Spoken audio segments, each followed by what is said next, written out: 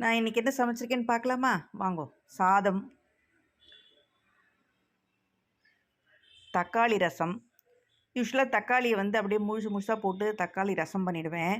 இன்றைக்கி நல்லா தக்காளியை வேக வச்சு மிக்சியில் அரைச்சி அதுக்கப்புறம் ரசம் பண்ணியிருக்கேன். பார்க்குறதுக்கே நல்லா சிகப்பாக இருக்குது பாருங்க ரசம். டேஸ்ட்டு அமக்கலமாக இருக்குது. நீங்கள் கூட இந்த மாதிரி அரைச்சி ட்ரை பண்ணுங்க ரசம். பிடிக்கரணை மசியல். பிடிக்கரணையை வேக வச்சு அதுக்கப்புறம் மசியல் பண்ணியிருக்கேன்.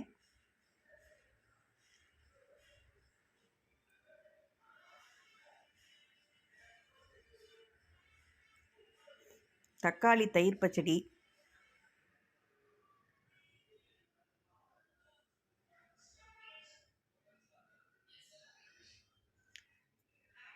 கத்திரிக்காய் கறி. கத்திரிக்காய் நல்லா ஃப்ரை பண்ணி எடுத்துட்டு பொடியை அரைச்சி போட்டு அதுக்கப்புறம் பண்ணியிருக்கேன்.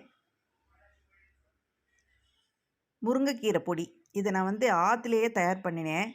முருங்கைக்கீரையை வாங்கி நல்லா அலசிட்டு நயல் உணத்தில் உணர்த்தி எடுத்து அதுக்கப்புறம் பொடி பண்ணி எடுத்திருக்கேன்.